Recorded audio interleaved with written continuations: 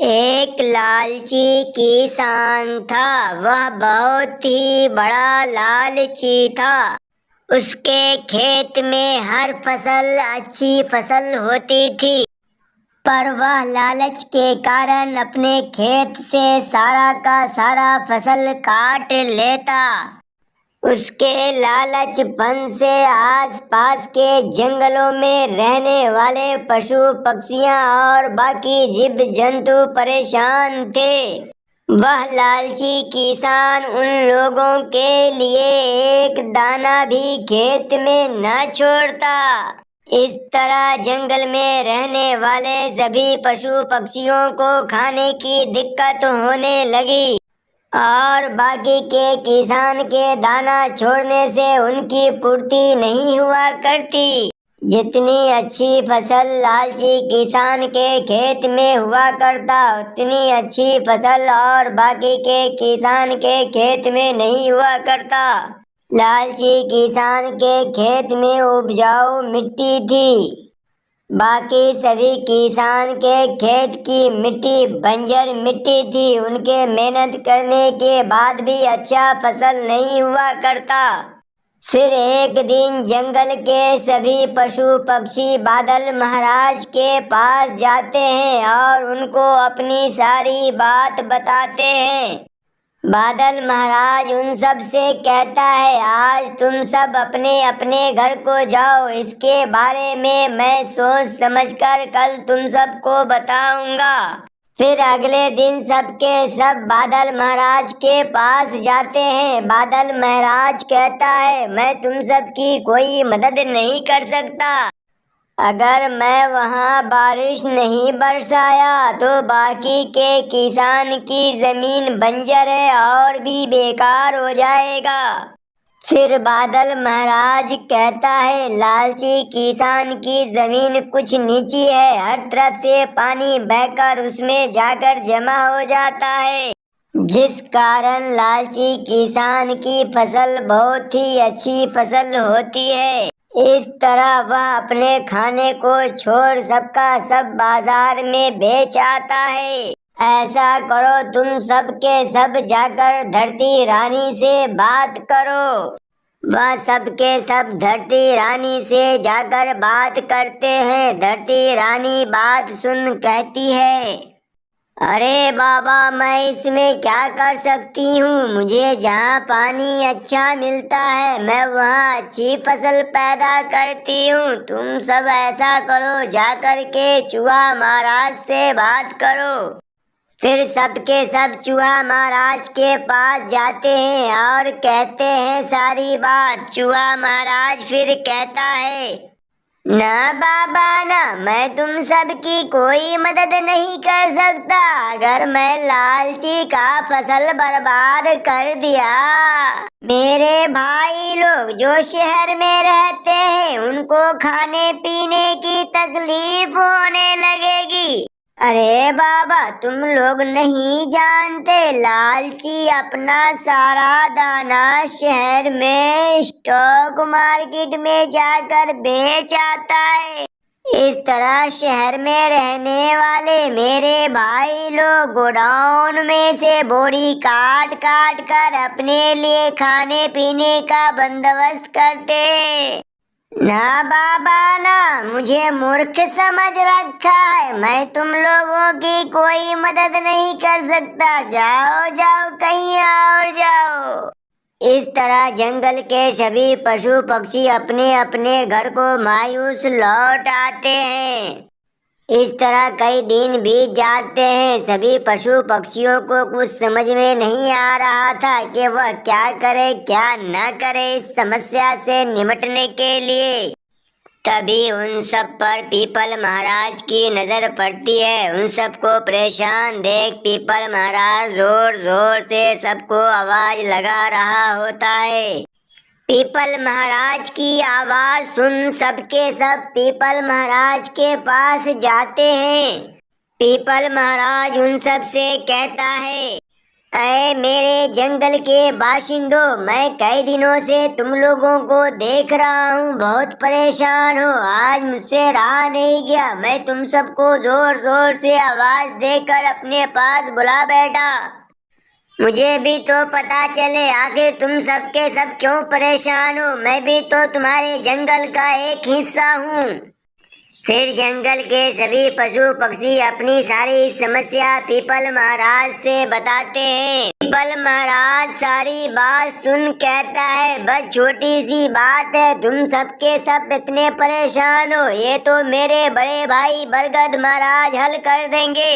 बराबर में बरगद महाराज सोया हुआ होता है। पीपल महाराज उसे जगाते हैं। बरगद महाराज जागते ही नींद से पीपल महाराज से कहता है, अरे ओ पतलू, तूने मुझे मेरे समय से पहले क्यों जगाया? आखिर क्या मुसीबत आन पड़ी?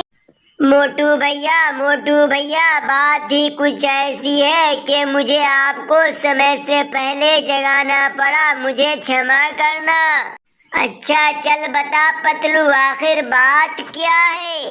इस तरह पीपल महाराज बरगद महाराज से जंगल के सभी पशु पक्षियों की सारी समस्या के बारे में बताता है।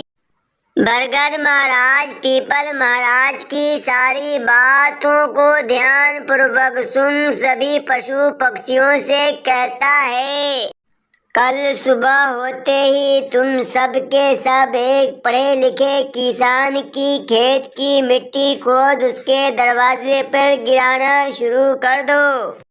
तुम सब के समस्याओं का यही समाधान है। अगले ही दिन सुबह होते ही सबके सब ऐसा ही करते हैं। इस तरह बीए पास लालू किसान जंगल के पशु पक्षियों को मिट्टी खोद खोद उसके खेत से उसके दरवाजे पे डालता देख वह आश्चर्यजनक में पड़ जाता है और सोचने बैठ जाता है, आखिर बात क्या है? जंगल के सभी पशु पक्षी हमसे क्या कहना चाहते हैं? कुछ समझ में नहीं आ रहा है मुझे। बीए पास लालू किसान यह सोच ही रहा था, इतने में उसके सामने एक साधु महाराज प्रकट होते हैं। बीए पास लालू किसान साधु महाराज से कहता है, साधु महाराज बाबा प्रणाम, बोलो मैं आपकी क्या सेवा करूं? बेटा लालू, मैं कई दिनों से भूखा हूँ, कुछ खाया नहीं हूँ, कृपया करके ईश्वर के लिए मुझे कुछ खाना खिला दो। बीए पास लालू किसान फौरन अपने घर के अंदर जाता है और साधु महाराज को लाकर भरपेट खाना खिला देता है। इस तरह साधु महाराज भरपेट खाना खाने के बाद लालू किसान से कहता है, बेटा लालू, तुम जिस बात की सोच में पड़े हो, ईश्वर तुम्हारी मनोकामना जरूर पूरा कर देगा। इस तरह लालू किसान जंगल के पशु पक्षियों की अजीबोगरीब हरकत देख सोचता सोचता रात को आखिरकार वह सो जाता है। लालू सपने में देखता है वह उसी खेत में एक बराबर से कुदाल चला रहा है और मिट्टी काट काट कर वहां से हटा रहा है। अगले दिन सुबह होते ही लालू अपने गुरु के पास जाता है और सारी कहानी उसे बताता है। बीए पास लालू का गुरु उससे कहता है, बेटा तुम वैसा ही करो, अपने खेत की मिट्टी बराबर से हटा दो। लालू ऐसा ही करता है। फिर अगले दिन बारिश होती है। बारिश के 2-3 दिन बाद लालू अपने खेत में हल जोत बीज बो डालता है। बीए पास लालू किसान कुछ दिनों के बाद देखता है उसके उस खेत में इतनी अच्छी फसल लग जाती है कि लालची किसान से भी अच्छी फसल आ जाती है। इस तरह लालू गांव के बाकी किसानों को अपनी सारी बात बताता है। गांव के लोग भी सबके सब ऐसा ही करते हैं। सबके खेत में अच्छी अच्छी फसल आने लगती है। फिर क्या सभी किसान की बंजर जमीन उपजाऊ जमीन बन जाती है। इस तरह सभी किसान अपने खेत का फसल एक चौथाई खेत में छोड़ देता है। इस तरह जंगल के सभी पशु पक्षियों की खाने की समस्या पूर्ति हो जाती है। फिर एक दिन अधिक बारिश हो जाने के कारण लालची का खेत सबके खेत से ज्यादा नीचे होता है, जिसके कारण उसमें काफी पानी भर जाता है और उसका सारा का सारा फसल बर्बाद हो जाता है। लालची किसान को ईश्वर की मार ऐसी पड़ती है, शहर में दाना बेचना तो दूर की बात रही, उसके पास एक दाने भी खुद को खाने के लिए नहीं हो पाता है। इस तरह गांव के सभी किसान अपने बंजर जमीन में अच्छी फसल लहराते हुए देख बहुत खुश होते हैं और अच्छा जीवन जीने लगते हैं। सबके सब बीए पास लालू किसान और जंगल के सभी पशु पक्षियों जीव जंतु का धन्यवाद करते हैं।